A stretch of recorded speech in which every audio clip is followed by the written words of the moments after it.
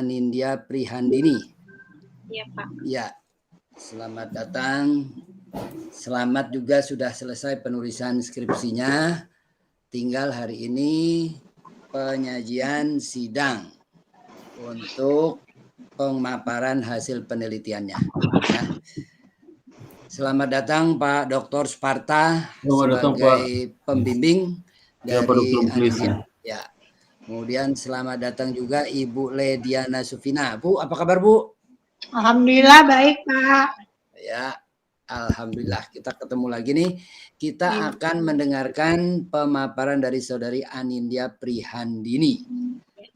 Ya, waktunya kami persilakan ya Anindya. Baik, Pak. Terutama yang setelah sempro kemarin ya. Jadi catatan-catatan kami di dalam sempro itu harus diadres ya. Dipaparkan bahwa saya udah melakukan ini gitu ya. Oke, silakan Saudara Prihandini. Baik, Pak, saya izin share screen ya, Pak. Iya.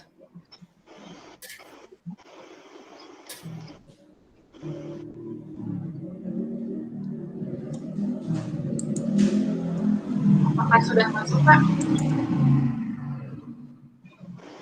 Sudah, ya. Baik, Assalamualaikum warahmatullahi wabarakatuh. Waalaikumsalam warahmatullahi wabarakatuh. Yang terhormat Pak Sparta selaku dosen pembimbing dan Pak Muklis dan Bu Lediana selaku dosen penguji.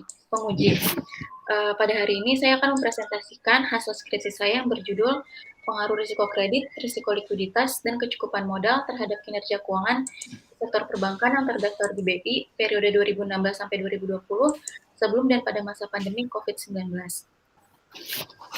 Pada latar belakang penelitian ini, terdapat fenomena yang saya ambil dari data statistik perbankan Indonesia tahun 2016 sampai 2020, rasio ROA, NPL, LDR, dan CAR mengalami kenaikan dan penurunan yang mempengaruhi profitabilitas perbankan. Selanjutnya ada tahun 2019 sampai tahun 2020, rasio NPL, LDR, CAR, dan ROA mengalami penurunan akibat COVID-19 yang memberikan dampak buruk bagi perusahaan perbankan di Indonesia. Selanjutnya di sini ada landasan teori.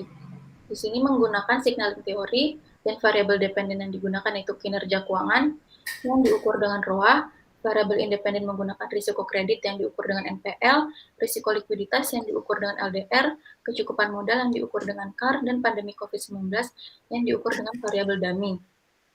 Selanjutnya kerangka pemikiran ini ada H1 yaitu NPL berpengaruh negatif signifikan terhadap ROA, H2 LDR berpengaruh positif signifikan terhadap ROA, CAR berpengaruh positif signifikan terhadap ROA, dan H4 pandemi COVID-19 berpengaruh terhadap ROA.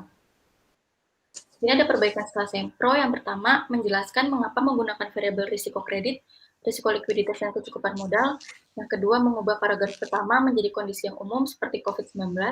Yang ketiga, mengganti hipotesis menjadi NPL berpengaruh negatif. Dan yang terakhir, mengganti tahun penelitian pada persamaan penelitian 1 menjadi 2016 sampai 2019, dan persamaan penelitian 2 menjadi 2019 sampai tahun 2020. Selanjutnya ada objek penelitian perusahaan perbankan yang terdaftar di Bursa Efek Indonesia periode 2016 sampai 2020. Terdapat 42 bank yang menjadi sampel penelitian. Pada periode model regresi 1 ada 4 tahun, dikali 42 menjadi 168 observasi. Dan telah dilakukan outlier sebanyak 22 observasi sehingga total observasi setelah outlier pada persamaan 1 itu 146 observasi. Selanjutnya jumlah periode pengamatan model regresi 2 ada 2 tahun, jadi dikali 42 menjadi 84 observasi. Data yang telah di outliers ada 9, jadi total observasi setelah outliers model regresi 2 ada 75 observasi.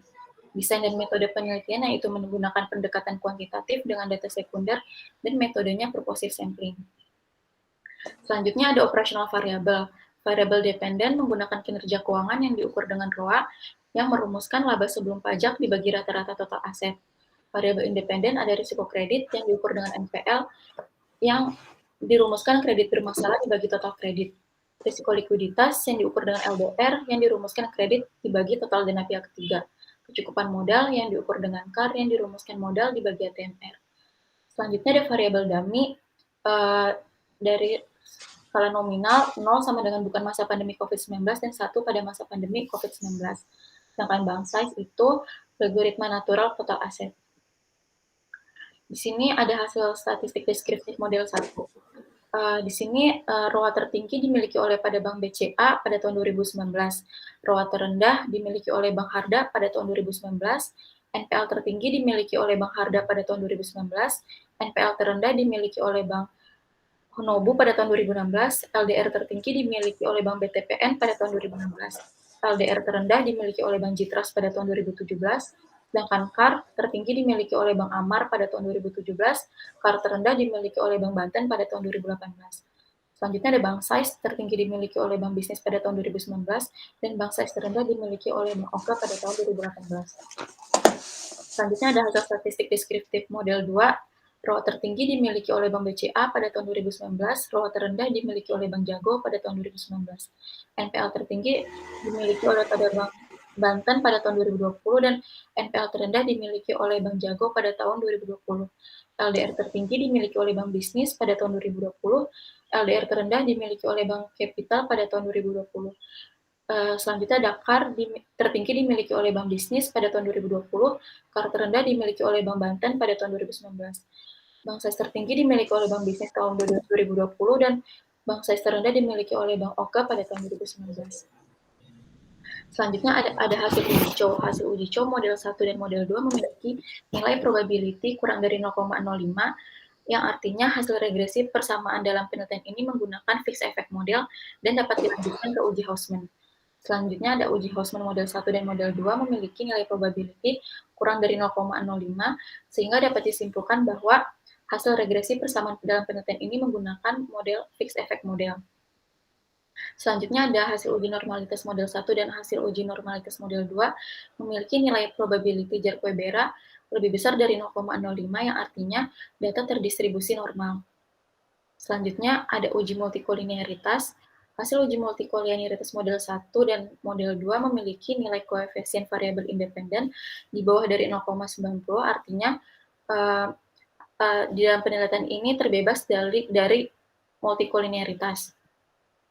Selanjutnya ada hasil uji autokorelasi model 1, memiliki nilai Durbin-Watson sebesar 1,899,403, yang artinya nilai Durbin-Watson berada di antara nilai 4 dan 4 kurang DU, artinya tidak terdapat autokorelasi pada penelitian ini. Selanjutnya, hasil uji autokorelasi model 2 itu terdapat autokorelasi, namun pengujian autokorelasi yang tidak bersifat time series artinya tidak berarti. Selanjutnya, ada uji heteroskedastisitas. Pada uji heteroskedastisitas model 1 dan model 2, nilai probability lebih besar dari 0,05, yang artinya tidak terjadi masalah heteroskedastisitas pada penelitian ini. Selanjutnya ada analisis regresi berganda.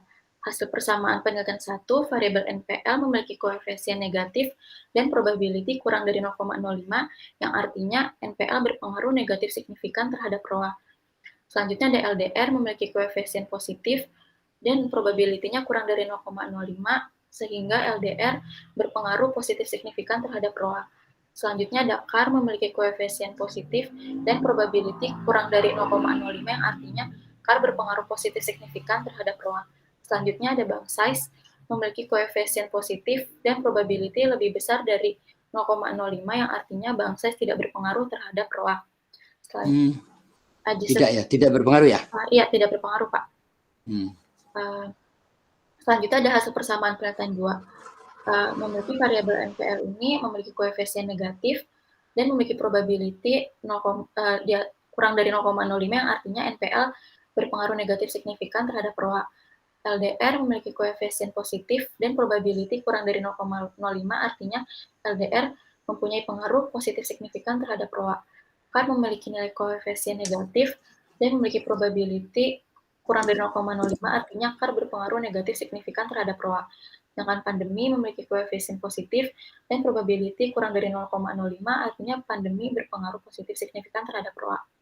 Selanjutnya, Bank Sais memiliki koefisien negatif dan memiliki probability kurang dari 0,05, yang artinya Bank Sais memiliki pengaruh negatif signifikan terhadap ROA.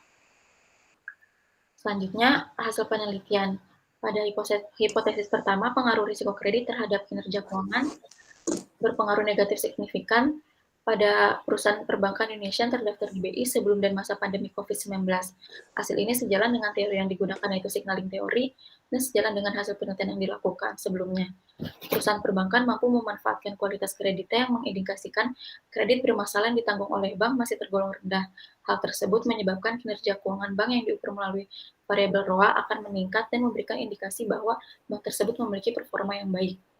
Selanjutnya, pengaruh risiko likuiditas terhadap kinerja keuangan berpengaruh positif signifikan pada perusahaan perbankan di Indonesia yang terdaftar di BI sebelum dan masa pandemi COVID-19. Hasil ini sejalan dengan teori yang digunakan, yaitu signaling teori, dan sejalan dengan penelitian yang sebelumnya. Artinya, perusahaan perbankan mampu mempertahankan atau bahkan meningkatkan aspek liquidity atau likuiditasnya yang mengindikasikan bahwa semakin tinggi kemampuan bank dalam membayar kembali penarikan dana yang dilakukan deposan dengan mengandalkan kredit yang diberikan sebagai sumber likuiditasnya dengan penyaluran dana pihak ketiga yang besar, maka pendapatan bank atau kinerja keuangan akan semakin meningkat. Maka risiko likuiditas berpengaruh positif terhadap kinerja keuangan. Selanjutnya, pengaruh kecukupan modal terhadap kinerja keuangan. Kecukupan modal berpengaruh positif signifikan terhadap kinerja keuangan perusahaan perbankan di Indonesia yang terdaftar di BI sebelum masa pandemi COVID-19. Artinya, perusahaan perbankan mampu mempertahankan kinerja kapital atau permodalannya. Dengan tingginya CAR, maka kesempatan untuk menambah pendapatan akan semakin besar. Mengingat CAR akan memberikan kepercayaan kepada investor untuk menanamkan dananya sehingga akan menambah ROA dari pendapatan bunga. Selanjutnya, kecukupan modal berpengaruh negatif signifikan terhadap kinerja keuangan pada masa pandemi COVID-19 dan dapat dilihat dari fenomena data statistik. Terdapat penurunan pada CAR pada saat pandemi COVID-19. Koefisien yang bertanda negatif menunjukkan bahwa kondisi modal bank diduga belum mampu menahan laju kemungkinan terjadi risiko kerugian diakibatkan oleh pandemi COVID-19.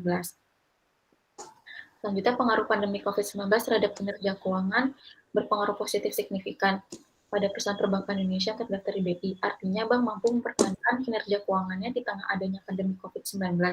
Kemampuan bank dalam mempertahankan kinerja keuangan di masa pandemi COVID-19 mengindikasikan bahwa fungsi bank sebagai lembaga perantara keuangan, lembaga kepercayaan, dan sebagai lembaga yang berkontribusi dalam pembangunan perekonomian masyarakat dapat tetap terjaga di tengah pandemi COVID-19. Selanjutnya ada implementasi manajerial. Pertama, perbankan perlu menjaga kondisi risiko kredit dengan kondisi yang baik atau sehat agar kinerja keuangan semakin meningkat. Bank dalam memberikan kredit harus melakukan analisis terhadap kemampuan debitur untuk membayar kembali kewajibannya. Setelah kredit diberikan, bank wajib melakukan pemantauan terhadap penggunaan kredit serta kemampuan dan kepatuhan dalam memenuhi kewajiban. Bank melakukan peninjauan, penilaian, dan pengikatan terhadap agunan untuk memperkecil risiko kredit. Selanjutnya ada perbankan mampu mempertahankan kinerja dari segi likuiditi atau likuiditasnya. Hal ini menggambarkan bank mampu menyalurkan dananya untuk mendapatkan profit karena bank dapat mempertahankan likuiditasnya yang dikeluarkan untuk kredit yang akan menyebabkan profitabilitas bank meningkat. Beberapa cara yang dapat dilakukan untuk mempertahankan risiko likuiditas yaitu dengan memperhatikan jumlah dana pihak ketiga dalam bentuk kredit agar mendapatkan profitabilitas atau pendapatan. Selanjutnya, perbankan perlu memperkuat struktur modalnya. Hal ini dapat dilakukan dengan meningkatkan jumlah laba yang dicadangkan atau menambah modal di setor. Di sisi lain, bank perlu mempertahankan kualitas aktivanya, di mana aktiva bank yang memiliki risiko paling tinggi adalah kredit. Penyaluran kredit harus sangat terkendali karena kredit dengan kolektibilitas buruk risikonya semakin besar, sehingga aktiva tertimbang menurut risiko juga akan semakin tinggi.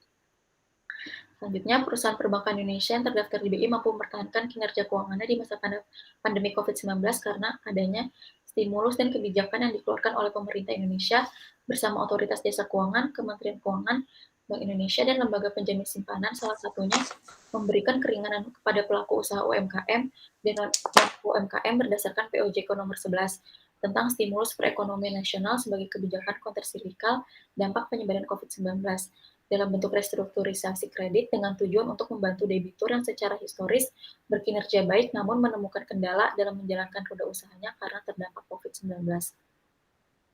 Kesimpulannya yaitu risiko kredit memiliki pengaruh yang bersifat negatif signifikan terhadap kinerja keuangan pada perusahaan perbankan yang terdaftar di BI pada masa sebelum dan selama COVID-19. Yang kedua, risiko likuiditas memiliki pengaruh yang bersifat positif signifikan terhadap kinerja keuangan pada perusahaan perbankan yang terdaftar di BI pada masa sebelum dan selama COVID-19. kecukupan modal memiliki pengaruh yang bersifat positif signifikan terhadap kinerja keuangan pada perusahaan perbankan yang terdaftar di BI pada masa sebelum COVID dan memiliki pengaruh negatif signifikan pada masa COVID-19. Dan terakhir, pandemi COVID-19 memiliki pengaruh yang bersifat positif signifikan terhadap kinerja keuangan pada perusahaan perbankan yang terdaftar di BI. Selanjutnya ada keterbatasan dan saran. Keterbatasannya itu dalam penelitian ini hanya mengambil sampel dari perusahaan perbankan yang terdaftar di BI. Yang kedua, periode pada penelitian ini hanya menggunakan waktu 5 tahun saja.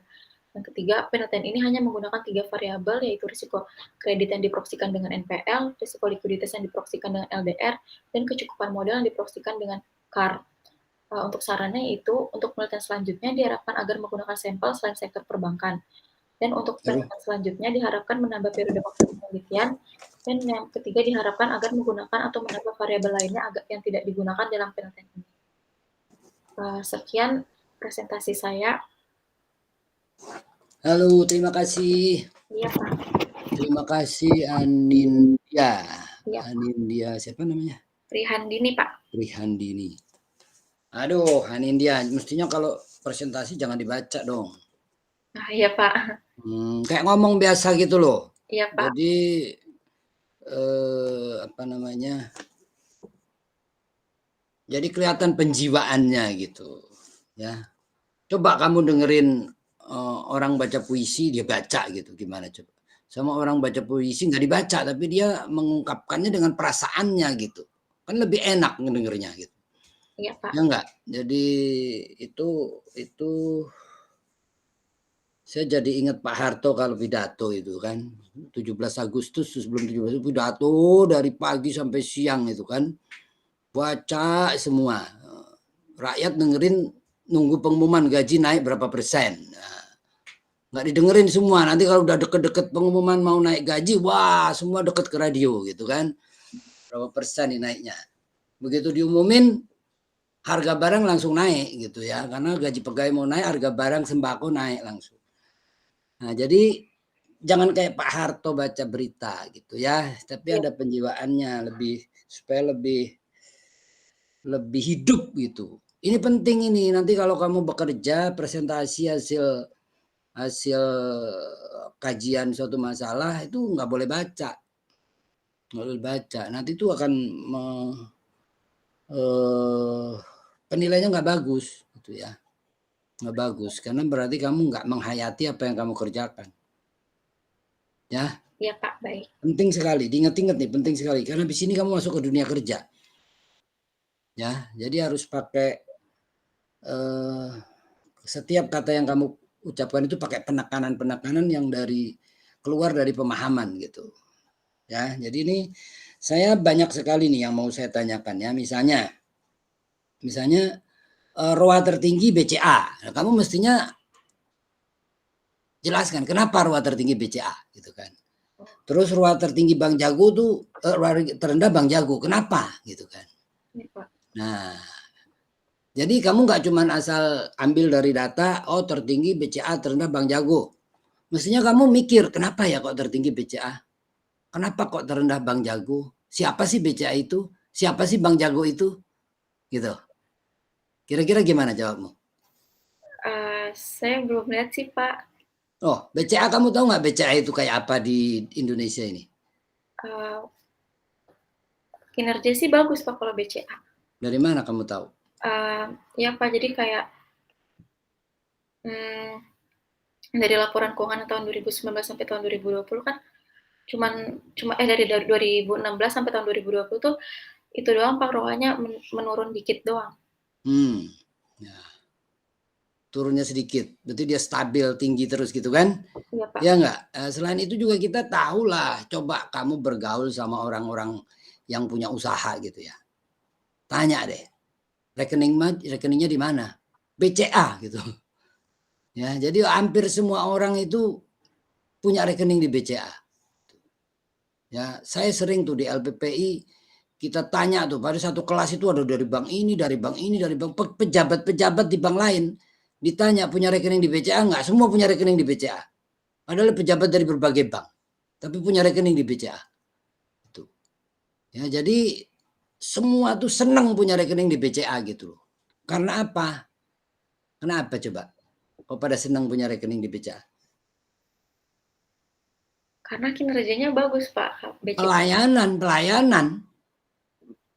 Pelayanan bagus. Ya, coba tuh kartu ATM hilang. Kalau di bank lain suruh ke kantor polisi dulu. Kalau ke BCA dilayani sama satpam. Sini Pak, Bapak pencet ini, keluar kartu baru. Coba. Satpam aja nggak pakai teller. Coba di bank lain. Pak, mana surat kehilangannya? Waduh. Bayangin, kita butuh duit mau ngambil di ATM. Disuruh ke kantor polisi dulu. Lapor, kartu hilang. Ya kan? Udah kesel tuh kan, pergi ke kantor polisi lapor kartu hilang. Tahu sendiri di kantor polisi. Ngetiknya lama gitu kan. Nah, habis itu bawa tuh kan bukti hilang, bawa ke bank. Nanti sama bank, tunggu Pak seminggu lagi. Baru kartunya muncul. Aduh, gitu kan. Kalau BCA enggak. BCA itu sudah ada mesin yang untuk mencetak kartu saat itu juga. Nah, jadi gimana nggak seneng orang ke BCA gitu kan? Nah, karena semua seneng nabung di BCA, akibatnya orang nggak mikirin bunga. Mau rendah kayak apapun, saya tetap di BCA gitu. Akibatnya biaya bunganya BCA jadi rendah apa jadi tinggi? Jadi tinggi, Pak. Loh kok tinggi? Semua orang nggak mikirin bunga. Mau dikasih bunga serendah apapun, orang tetap nabung di BCA karena pelayanannya baik. Ngerti nggak? Jadi mau dikasih bunga serendah apapun, saya tetap akan nabung di BCA. Kenapa? Pelayanannya baik. Jelas. Akibatnya biaya bunga BCA itu jadi rendah apa jadi tinggi? Jadi rendah, Pak. Jadi rendah. Kalau biaya bunganya rendah, ROA-nya rendah. Loh, Tinggi, Pak. Tinggi dong, gitu loh. Dia asetnya 1.000 triliun. Kalau biaya bunganya rendah, penghematannya sangat besar. Ya, katakanlah biaya bunga tabungannya cuma 0, sekian persen. Kali 1.000 triliun. Wah, berapa penghematan dia gitu kan? Sehingga ROA-nya jadi tinggi sekali. Makanya dia ROA-nya tertinggi gitu loh. Ya. Iya, Pak. Nah, BCA itu bunga kreditnya rendah loh. BCA itu. Tahu nggak? Bunga kreditnya rendah banget bunga kreditnya. Berarti kan dia mendapat keuntungan bukan dari pendapatan kredit. Ya kan? Dari mana? Dari rendahnya biaya bunga gitu loh. Jadi dia nggak mencekik nasabah kredit, enggak. Tapi dia mencekik nasabah deposito, nasabah tabungan. Tapi orang seneng. Nggak peduli saya dikasih bunga rendah. Karena pelayanannya sangat-sangat bagus. Itu loh. Ya, nah jadi kita menghayati kenapa nih ROA tertinggi gitu loh. Ya, tahu kenapa dia ROA tertinggi. Jadi walaupun saya begitu lihat angka ROA tertinggi, oh saya ngerti kenapa dia ROA tertinggi gitu loh. Ngerti nggak? Nah, sekarang Bang Jago, kenapa Bang Jago ROA terendah? Kalau Bang Jago, kalau ROA terendah itu kan karena perusahaan belum bisa mengelola asetnya dengan baik ya, Pak. Makanya Bang Jago rendah, Pak. Bang Jago itu punya siapa sih? Bang Jago. Kurang tahu, Pak. Nah, itu ini kan Bang Jago ini bank baru diakuisisi kan? Iya. Baru diakuisisi, ini kan mau dijadikan bank digital nih. Ya, namanya baru diakuisisi, pasti biaya-biaya masih besar. Ya, baru dibeli oleh pembeli baru, gitu kan, untuk dijadikan bank digital, gitu kan. Nah, sehingga pasti biaya-biayanya masih tinggi, pasti ROA-nya rendah, gitu loh. Tapi harga sahamnya melambung 500% tuh kemarin tuh, harga sahamnya berapa ratus persen tuh, 300% atau berapa itu, harga sahamnya melonjak. Kenapa? Karena dia menjanjikan akan jadi bank digital, gitu loh. Harga sahamnya naik, tapi ROA-nya, kamu kan nggak bahas harga saham ya, kamu nggak bahas harga saham, tapi kamu bahas ROA. ROA-nya jelek banget. Kenapa? Karena dia kan baru diakuisisi, baru diberes-beresin gitu loh. Baru diberes-beresin sehingga akibatnya mungkin ya dianggap ini biayanya dianggap biaya besar.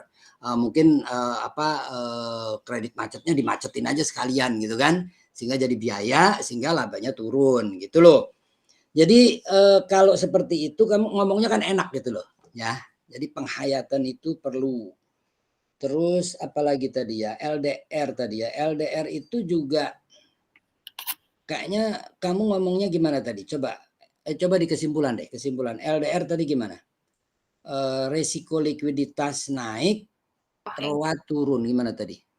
Saya kayaknya nggak ini deh, kayaknya pengaruh resiko likuiditas terhadap kinerja keuangan. Coba resiko likuiditas berpengaruh positif terhadap kinerja keuangan perusahaan perbankan. Resiko likuiditas berpengaruh positif. Ini maksudnya apa ini? Maksudnya makin tinggi LDR, makin tinggi ROA, gitu kan ya? Iya, Pak. Makin tinggi LDR, makin tinggi ROA. Iya. Jadi padahal LDR itu kan mengukur resiko likuiditas, gitu kan ya? Iya. Berarti makin tinggi LDR, berarti kan makin tinggi resiko likuiditas. Nah, makin tinggi resiko likuiditas, makin tinggi ROA. Iya. Gitu kan? Nah, ini menurut kamu kenapa nih? Gitu. Kenapa kok risiko likuiditas tinggi, tapi kok ROA-nya malah naik? Kalau misalkan risiko likuiditas kan kalau dikatakan baik itu berarti LDR yang rendah apa LDR yang tinggi yang risiko likuiditas yang rendah?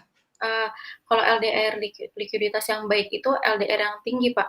Loh, kok bisa? Karena kalau misalkan risiko likuiditas baik itu kan berarti bank dapat menyalurkan dananya kepada deposan pada saat deposan ingin menarik dananya, Pak. LDR itu apa sih? Itu Pak, rasio ketidakmampuan bank dalam memenuhi kewajibannya pada saat jatuh tempo. LDR itu apa bagi apa? Total kredit dibagi total dana pihak ketiga. Contoh yang jelas itu BTN. BTN itu pernah LDR-nya 110%. Iya. Itu artinya apa? Sangat aman, Pak. Oh, kok sangat aman? Dia menghimpun dana 100, ngasih kreditnya 110. Jadi DPK-nya 100. Misalnya dia menghimpun giro, tabungan, deposito 100. Terus dia ngasih kreditnya 110. Kok bisa? Menghimpun dana 100, lemparnya 110. Kok bisa? Berarti. Dari mana? Dari mana duitnya? Logika sederhana aja. Menghimpun giro tabungan deposito 100. Tapi ngasih kreditnya 110. Yang 10 dari mana? Dari kredit ya, Pak? Kok dari kredit? Misalnya nih BTN tadi ya. BTN itu kan menghimpun dana. Giro, tabungan, deposito. Katakanlah dapat 100. Misalnya 100 triliun. Giro, tabungan, deposito 100 triliun. Tapi dia ngasih kreditnya bisa 110 triliun. Berarti yang 10 triliun dari mana gitu. Kok bisa dia menyalurkan kredit 110 triliun. Orang dananya cuma 100 triliun gitu loh. Logika sederhana aja. Kalau kamu ngumpulin, misalnya kamu anggota organisasi, kamu bendahara dari organisasi misalnya. Iya. Kamu kan tugasmu kan ngumpulin duit dari donasi-donasi. Iya. Dapat 100. Padahal pengeluaran harus 110. Kok bisa? Ditombokin sama IBS 10 misalnya gitu. Ya enggak? Iya. Bisa kan? Ya enggak? Misalnya kamu cari sponsor dapat 100. Biaya kegiatan 110 dari mana? Ditombokin sama pembantu dekan waket 3, waket 2, waket berapa tuh keuangan? Waket 2, Pak Gatot bantu 10. Bisa gitu kan? Nah, sekarang kalau bank gimana? Dari cadangan modal kali ya, Pak ya? Ya, bisa dari cadangan modal. Tapi biasanya tuh dari interbank. Dia pinjam ke interbank. Nah, pinjam ke interbank itu pasti jangka pendek. Betul enggak? Nah, kalau pinjam jangka pendek itu berarti resikonya tinggi karena harus segera dikembalikan. Jelas? Jelas, Pak.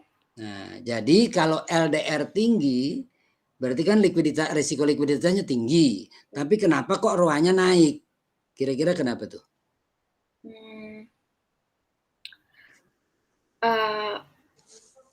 Karena kemampuan bank untuk mengembalikan dana penarikan masyarakat itu dapat dikembalikan gitu, Pak. Karena bunga interbank tadi lebih rendah daripada bunga DPK. Iya enggak? bunga interbank lebih rendah dari bunga DPK sehingga untungnya tinggi. Ya, memang untungnya tinggi tapi resikonya tinggi gitu loh. Ya, kan biasa gitu kan. High risk high return, pernah dengar nggak? Pernah. Dia pernah dengar kan? Nah, jadi kalau dia pakai interbank call money itu resikonya tinggi karena call money itu cuma sehari-sehari loh kadang-kadang. Interbank call money itu sehari-hari. Sekarang minjem besok harus kembaliin. Itu kan sehingga resikonya kan tinggi, tapi bunganya rendah. Akibatnya untungnya tinggi gitu loh. Ya. Nah, jadi seperti itu. Jadi kalau pakai kata-kata yang jangan dibaca itu lebih enak gitu loh dengarnya. Ya, terus apa lagi? NPL. NPL gimana NPL? NPL berpengaruh negatif Pak pada ROA. Artinya apa? Kalau misalkan NPL negatif kan berarti kalau NPL naik, ya NPL naik itu berarti ROA itu tinggi. NPL naik itu berarti ROA itu rendah Pak. Oke, kira-kira kenapa tuh? Karena kalau misalkan NPL negatif itu berarti NPL naik. NPL naik itu NPL berarti tinggi. NPL naik itu berarti bank itu tidak dapat mengelola kualitas kreditnya dengan baik. Akibatnya beban kredit macetnya jadi banyak Pak, terus juga beban juga. Ya. Tadi beban kredit macetnya jadi tinggi. Karena LPL tinggi, beban kredit macetnya kan jadi tinggi. Kalau beban kredit macet tinggi, labanya jadi apa? NPL tinggi, labanya jadi turun, Pak. Turun. Kalau laba turun, ROA-nya turun juga, Pak. Turun. Nah, gitu loh. Ya, jadi gimana? Jadi jangan meningkatkan NPL. Ya, jadi jangan sembarangan ngasih kredit. Kalau harus sembarangan ngasih kredit, NPL akan naik. Enggak? Intinya gitu. Jangan sembarangan ngasih kredit. Kesimpulannya gitu. Jadi hendaknya perusahaan berhati-hati dalam memberi kredit gitu loh. Gitu. Kesimpulannya sederhana gitu aja. Perusahaan berhati-hati dalam memberikan kredit. Kenapa? Karena kalau kurang berhati-hati dalam memberikan kredit, NPL akan naik. Kalau NPL naik, beban CKPN-nya itu lebih tinggi daripada pendapatan bunga yang diperoleh. Sehingga ROA-nya akan turun gitu loh. Iya, Pak. Nah, gitu ya. Nah, ini NPL paling cocok nih, paling jelas ya. Nah, kalau KAR gimana? KAR kan negatif tuh, gimana tuh? KAR yang sebelum pandemi itu positif, Pak. Nah, apalagi tuh? Artinya apa tuh? Kalau KAR positif kan berarti perbankan tuh mampu mempertahankan kinerja kapital atau permodalannya, Pak. Kalau pengaruh KAR positif terhadap ROA, artinya dengan menaikkan KAR, ROA naik gitu loh. Ya. Dengan menaikkan KAR, maka ROA akan naik. Gitu ya. Jadi bank jangan ragu-ragu naikkan KAR gitu loh. Iya, Pak. Naikkan KAR caranya gimana? Ini Pak, dengan ditambahnya memperbanyak modal. Ya, setor modal. Biasanya pemilik tuh suka apa nggak suka kalau setor modal? Suka, Pak. Enggak, pemilik tuh nggak suka setor modal. Pemilik tuh paling nggak suka setor modal. Ya. Pemilik tuh kalau sukanya tuh nggak setor modal tapi untungnya naik, suka dia. Ya, jadi pemilik itu pasti nggak suka setor modal. Jadi dia kalau mau setor modal tuh dia biasanya nggak suka. Makanya hasil penelitian kamu ini mengatakan sukalah pemilik setor modal gitu loh. Karena kalau setor modal ROA akan naik gitu loh. Ya. Iya, Pak. Ya, jadi kan KAR berpengaruh positif terhadap ROA. Artinya para pemilik rajin-rajinlah menaikkan KAR gitu kan. Karena dengan naiknya KAR ROA akan naik. Itu sebelum atau sudah pandemi itu? Sebelum, Pak. Oh, sebelum. Nah, berarti kalau situasi normal, jadi begini ngomongnya, dalam kondisi normal peningkatan KAR akan meningkatkan ROA gitu. Ya, jadi dalam kondisi normal peningkatan KAR akan meningkatkan ROA sehingga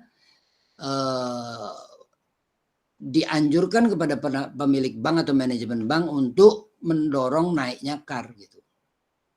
Ya, sehingga naiknya KAR untuk meningkatkan ROA gitu.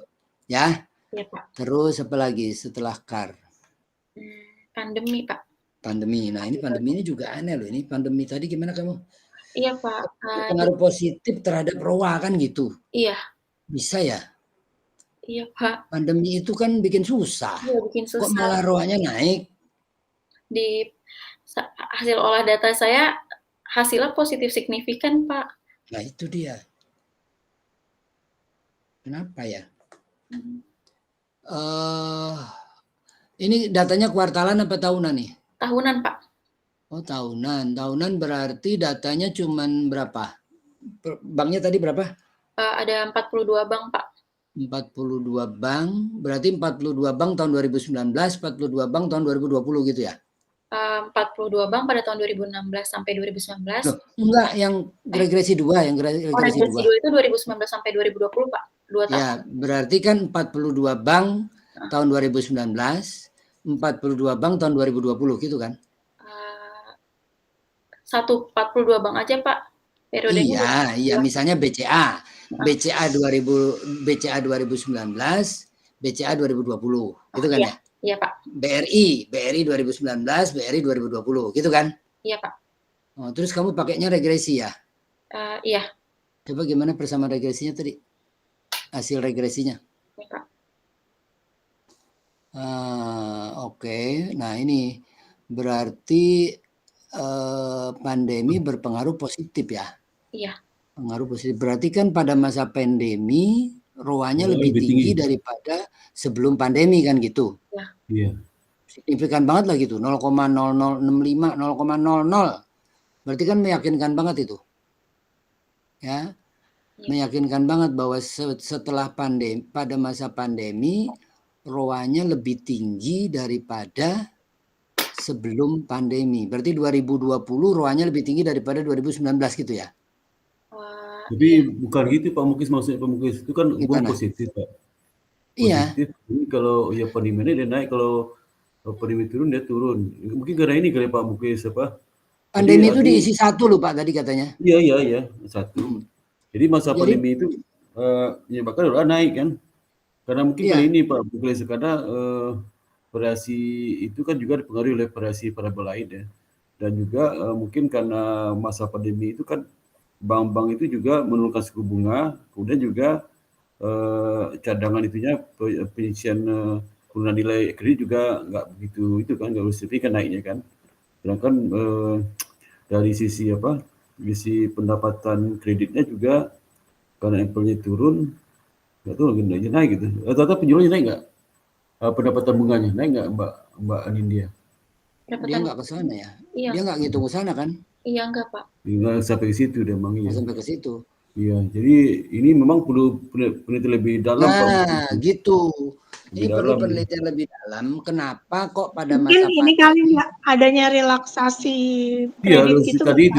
Ya itu berarti harus dikemukakan itu kan. Iya.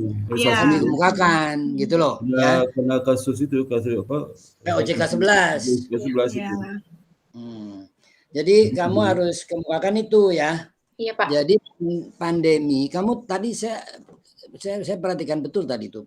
Jadi 2019 itu kamu kasih angka 0. Iya. 2020 kamu kasih angka 1. Iya. Nah, kemudian diregres, hasilnya signifikan positif. Itu kan artinya dari tidak pandemi ke pandemi, itu ROA itu meningkat gitu loh. Jadi untuk setiap bank, misalnya BCA sebelum pandemi sama BCA sesudah pada masa pandemi, tinggian BCA pada masa pandemi gitu loh. Nah, jadi secara rata-rata ya dari ke 42 sampel itu pada masa pandemi ROA-nya lebih tinggi daripada pada masa non pandemi yaitu 2019. Nah, ini kan sebetulnya agak aneh gitu ya. Mestinya kan pada masa susah mestinya laba turun gitu kan? Iya. Ya enggak? Profitabilitas turun pada masa susah. Tapi di sini pada masa susah profitabilitas malah naik gitu. Nah, ini kan perlu penelitian lebih lanjut. Ya kenapa gitu? Karena memang banyak juga orang-orang yang jadi kaya selama masa pandemi memang ada juga sih. Ya karena mungkin jualan obat misalnya itu jelas tuh. Jadi seperti rumah sakit itu ada yang labanya naik sampai 300%. Selama tahun 2020 rumah sakit itu bangsa kimia farma segala macam itu labanya naik ratusan persen itu. Ya jadi Tapi kalau bank apa ya gitu kan, nah itu perlu penelitian lebih lanjut gitu loh. Iya, Pak. Ya, oke. Terus LDR segala macam. Saya rasa itu tadi ya. Jadi kalau dijelaskan lebih, pokoknya gini. Kalau waktu membaca kesimpulan itu harus bisa dengan bahasa yang sederhana. Gitu. Tapi kalau lagi statistik gini, wah itu pakai bahasa yang canggih-canggih lah, gitu kan? Apa itu, gitu kan? Lagrange multiplier segala macam, oke, gitu kan? Tapi begitu kesimpulan harus sederhana, sehingga orang awam pun ngerti, gitu loh. Ya. Ya, baik, Pak. Jadi kita jadi, oh kenapa begitu ya? Kenapa begitu ya? Terus CAR kenapa negatif ya? Artinya kan bank-bank yang CAR-nya tinggi, makin tinggi CAR, makin rendah ROA, kan gitu. Pada masa pandemi. Tapi kalau masa pandemi kebalikannya, gitu kan? Kebalikannya, makin tinggi CAR, makin tinggi ROA, gitu kan? Nah, tapi kalau pada masa pandemi makin tinggi CAR, makin rendah ROA-nya, gitu kan? Ya enggak? Nah, ini kan perlu pendalaman gitu loh. Kenapa begini, gitu kan?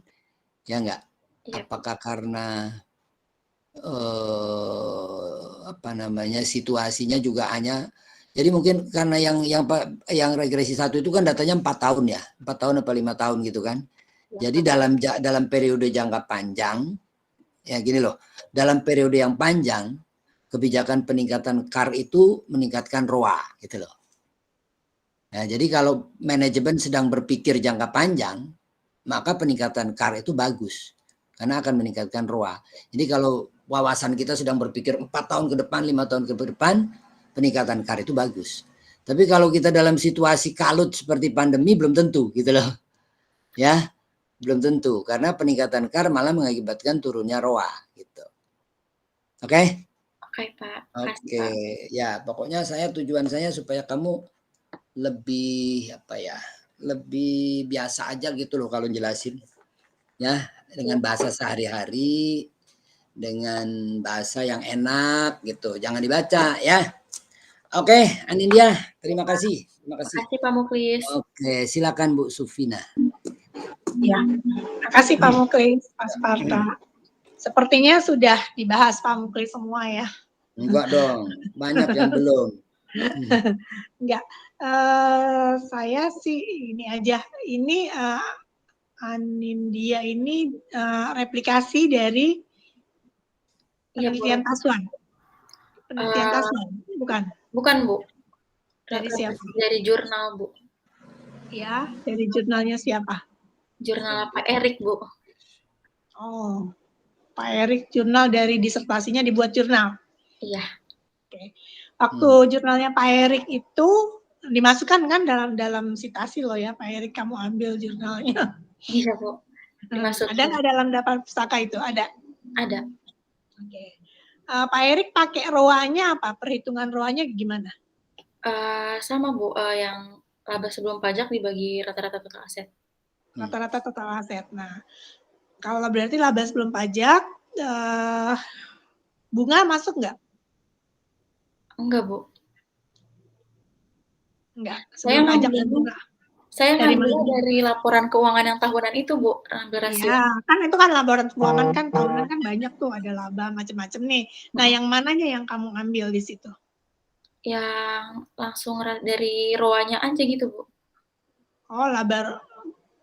Langsung rasio ROA-nya saya ambil, Bu. Rasio ROA dong? Iya. Terus kamu bagi lagi sama rata-rata total aset? Oh, saya nggak ngitung manual gitu, Bu. Tinggal diambil aja ya? Iya, tinggal diambil. Oh, ngambil aja. Iya. Oke, ngambil yang dari laporan keuangan. Karena di sini mahasiswa ada juga yang membuat ROA-nya laba setelah pajak gitu loh. Dan ini tidak dibagi dengan rata-rata total aset, tapi total aset aja. Makanya saya pengen tahu gitu. Jadi ini ROA diambil dari laporan tahunan bank ya. Nah itu nanti dilihat yang mana itu yang diambilnya, ngambilnya yang mana rumus ROA-nya itu ya. Baru masukkan ke sini, baru nanti kita samakan ke textbook kita mau ngambil dari yang mana gitu ya. Kan kalau ini kan diturunkan kayak seperti ini juga NPL juga langsung angkanya NPL dong berarti. Iya, Bu. NPL, LDR juga gitu. Ya. Oke, berarti ini udah nggak kemungkinan salah hitung nggak ada ya Pak Muklis ya, karena ngambil yang sudah jadi. Ya, berarti udah bener nih. Udah bener nih. Masa pandemi ROA lebih tinggi daripada sebelum masa pandemi, bukan pandemi, kan hebat nih. Ya enggak? Iya. Nah, itu perlu penelitian lebih lanjut tuh, kenapa kok ROA-nya naik gitu. Nah, itu masukkan dalam saran ya Anindya Iya, di yang saran itu. Jadi banyak loh tambahan sarannya untuk penelitian selanjutnya Pak Muklis ya. Iya. Kan jelas itu kan. Udah dua loh tambahan dari Pak Muklis yang barusan aja loh ini Anindya. Iya, Bu. Ya. Oke, jadi ini nggak jadi deh. Tadinya saya pengen, karena ada beberapa mahasiswa yang dia nulisnya di sini laba setelah pajak atau laba bersih gitu kan. Kemudian total asetnya tidak pakai rata-rata. Nah ini saya pengen tahu yang mana gitu. Kalaupun ya, jadi nanti dilihat lagi. Kemudian coba deh yang PowerPoint-nya Anindya ini yang pertama-tama yang diubah, yang masukan dari Sempro. Yang ini, Bu. Oke, ini ya.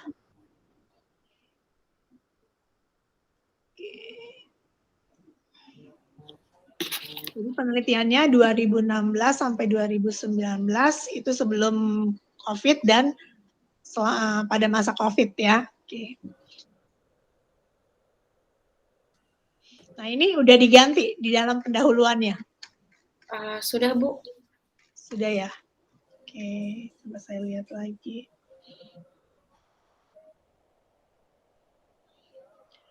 Cuma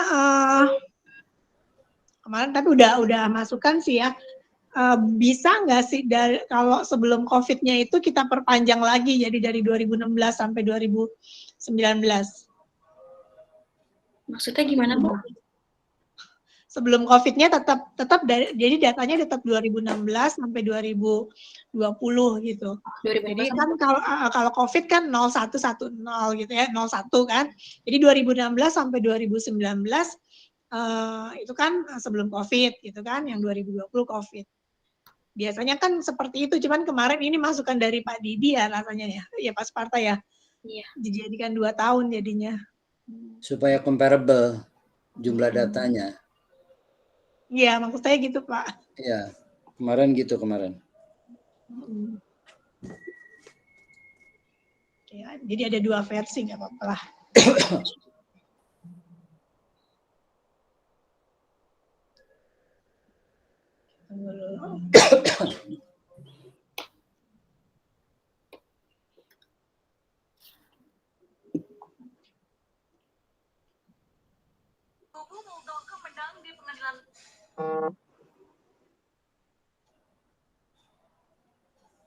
Oke, kayaknya itu aja deh Pak Muklis, Pak Sparta dari saya, karena semua sudah jelas di sini. Ya, udah cukup jelas. Jadi nanti ada beberapa yang catatan-catatan tadi sebagai penambah ya. Iya, Pak. Nambah supaya lebih ini aja, lebih tidak menimbulkan pertanyaan gitu loh. Jadi misalnya pada masa pandemi ROA naik. Nah, berarti ini perlu penelitian lebih lanjut gitu kan. Berarti bank ini sejenis dengan rumah sakit gitu kan, sejenis dengan perusahaan farmasi. Banyak loh perusahaan-perusahaan yang untung ketika pandemi itu banyak tuh. Saya punya tetangga itu dokter gigi itu kan kita dengar banyak dokter gigi yang nggak dapat kerjaan karena orang nggak mau ke dokter gitu kan ya. Tapi rupanya tuh tetangga saya itu malah pasiennya meludak. Padahal kita sering dengar dokter gigi itu sampai ada yang jualan donat loh dokter gigi itu. Karena nggak ada orang, karena orang nggak ada orang mau ke rumah sakit, walaupun giginya sakit dia nggak mau ke rumah sakit karena takut ketularan. Tapi ada tuh tetangga saya yang malah kebanjiran pasien. Coba kenapa? Karena kenalan dia itu biasanya kalau berobat gigi itu keluar negeri. karena COVID mau terbang ke luar negeri takut, akhirnya ke dia gitu loh. Jadi kan rezeki itu nggak terduga gitu loh, nggak terduga. Dokter gigi yang lain pada nggak dapat pasien, ternyata ada aja yang justru malah meningkat pasiennya karena yang biasa keluar negeri jadi di dalam negeri gitu. Jadi seperti itu. Nah, jadi tetap ada penjelasan, tetap bisa dijelaskan gitu. Kalau memang belum bisa dijelaskan ya sarankan, berarti perlu penelitian lebih lanjut gitu ya. Semua yang penting itu penelitian tuh yang penting tuh semua data yang ditemukan dipaparkan gitu. Nah, kalau misalnya udah bisa dijelaskan, jelaskan. Kalau belum silakan peneliti selanjutnya gitu. Ya, ini dia ya. Baik, Saya Pak. rasa sudah cukup bagus penelitiannya dan memberikan masukan buat kita gitu. Penelitian itu bukan selalu harus yang kita inginkan, tapi yang tadi yang apa namanya yang sebelum pandemi itu banyak yang meyakinkan itu. Yang sebelum pandemi itu banyak meyakinkan. Yang sudah pandemi memang menimbulkan pertanyaan ya nggak apa-apa. Memang kondisinya seperti itu. Ya, ini pada masa kondisi pandemi itu memang semua serba tak terduga. Orang namanya pandemi itu nggak setiap saat terjadi kan. Gitu. Jadi nggak apa-apa. Semua bagus ini. Oke, gitu ya dari saya ya. Silakan Pak Sparta. Oke, terima kasih Pak Muklis. Dia buka video.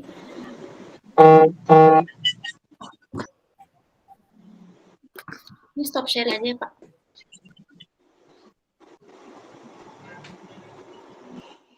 Mana si Anindya itu mana? Orang mana? Ini Pak, ada Pak.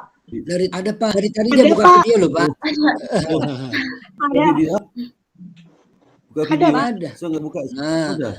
Pak, yang nggak pernah buka video itu Pak, yang nggak pernah buka video itu Devita Pak. Devita ini nggak pernah buka video. Kemarin sampai dicari-cari sama Pak Bani tuh. Iya. Bani sampai nyari-nyari Devita, kamu mana sih videonya? Nggak tahu kenapa kok dia nyari-nyari Devita itu Pak Bani. Pak Dik juga nggak pernah buka Pak. Oh iya. Kalau Bani nggak buka video karena malu dia gemuk. Kalau Didik buka video malu karena terus. Ya itu ya. Jadi terima kasih kepada Pak Muklis, Bu Lidiana Sufina atas masukan dan beberapa tadi yang sifatnya juga mengingatkan kepada Anindya ya. Jadi Anindya ini terus terang aja selama bimbingan itu termasuk yang rajin Pak Muklis itu selalu datang bimbingan setiap minggu. Saya targetkan masa bimbingan saya harus selesai 4 bulan ya, harus selesai 4 bulan. Dan saya kejar terus dan nyatanya sukses juga. Jadi misalnya waktu mereka bahas bab 4 itu walaupun nggak selesai datang aja Sabtu di Zoom kan. Datang aja pokoknya sampai di mana saya ingin tahu kan ada kendala sampai di mana kan. Dan mereka kadang juga nanya yang walaupun belum selesai bab 4 mereka datang juga bimbingan untuk nanya sesuatu yang mereka nggak bisa jelaskan. Dan saya rasa untuk level S1 cukup bagus ya. Ya, bagus Pak. Bagus. Jadi hampir semua bimbingan saya itu saya suruh mereka melihat kondisi pandemi ini biar mereka tahu juga ya. Artinya kalau mereka bicara dengan masyarakat tentu saja punya data mereka ya. Misalnya ada mengatakan wah bang itu susah, mereka punya data. Wah bang itu lumayan kok ini seperti itu. Enggak formal enggak jatuh amat gitu. Itu juga yang konsumsi kemarin konsumsi juga wah ternyata konsumsi itu bagus kok pandemi gitu ya. Jadi nggak jatuh amat gitu. Jadi mereka tahu paling tidak untuk diri dan keluarga dia bisa menggunakan dan syukur nanti ini kemungkinan akan kita publish di jurnal semuanya ya. Mungkin ke depan waktu saya sudah cukup senggang jadi banyak waktu saya untuk mengedit dan menambahkan jurnal mahasiswa ini itu sama jurnal untuk konferen juga ya. Jadi mudah-mudahan ini banyak sekali nih Pak. Jadi saya senang sekali masa MBS itu dengan online malah lebih efektif bimbingan. Setuju Pak, setuju. Lebih efektif. Itu sekali karena dengan online itu mereka rajin datang, Pak, rajin join, betul. Dibandingkan kalau offline. Mungkin ke depan pun nanti saya akan bimbingan akan online itu saja, Pak. Ke depan pun. Iya betul. Setuju Pak. Setuju. Online, karena produktivitas tinggi, Pak. Saya amati sejak 2021 banyak yang lulus karena online. Tapi kalau offline, waduh adalah sana macet lah, inilah malas lah. Iya, mau ketemunya aja udah. Iya. Habis jalan. Habis jalan sampai dia sudah lemes, keringatan. Iya. bau keringat, Terus udah malas terus ketemu udah bau satu keringat, makan. dosennya rapat lagi Pak. Dosennya Iya. rapat nggak jadi bimbingan. Jadi maka Iya, udah mencapai kampus susah-susah di kampus dosennya lagi rapat. Aduh. kira apa? Terus juga lihat wajah dosen nggak enak kan. Jadi dan ruangan dosen ketutup, takut buka ruangan dosennya. Jadi ke depan mungkin saya akan menggunakan online terus sih Pak. Iya, Efektif, setuju Pak. Pak, setuju. Iya, karena saya Kecuali mati pada sih. saat olah data ya Pak, olah data kita pengen lihat sih langsung. Nah, sama ada olah data juga sama. Olah data mereka juga buka e-visit kok, saya lihat Iya. tuh. E-visit mereka Tampilkan demonstrasikan aja di gitu kan, kita Iya, bisa tampilkan. lihat kok. Iya, mereka. lihat screen. Bisa lihat kok. Jadi karena saya kalau bimbingan tuh kadang habis 3 jam rame-rame kan mereka. Habis 3 jam, kadang 4 jam dari jam 2 sampai jam 6 kadang 4 jam itu. Bimbingan Sabtu saya buka bimbingan mereka itu. Jadi masing-masing itu kadang habis 1,5 jam, ada 1 jam itu. Jadi ada yang sebentar kalau mereka hanya konfirmasi sebentar ya. Ini luar biasa di online ini. Saya suka sekali di online. Nah, betul Pak, setuju Pak. Setuju. Ya, suka sekali saya. Sama juga dengan anak S2 juga sama Pak, lebih cepat Iya, itu. betul. Itu juga sama Iya. dengan online ini, cepat. Dia nggak ada halangan di mana Banyak aja kadang efisiensi yang muncul. Iya. Jadi tugas lagi di mana aja bisa dia bimbingan sama saya di mana aja. Iya. Mau pulang Iya. kampung di mana bisa. Jadi luar biasa ini. Iya. Mungkin ke depan saya tetap gunakan online ini.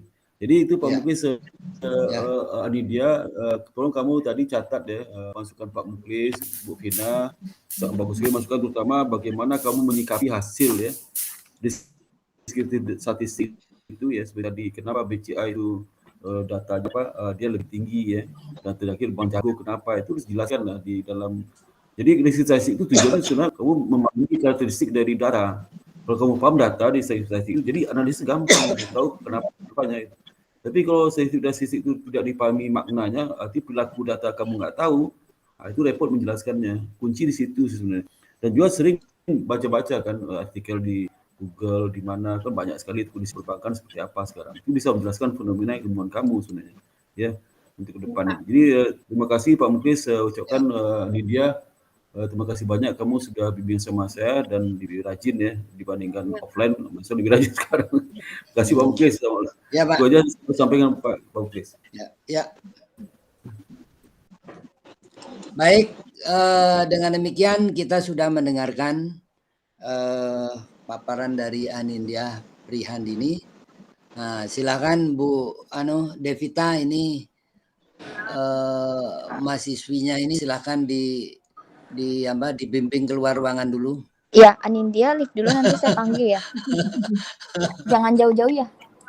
Ya Pak, izin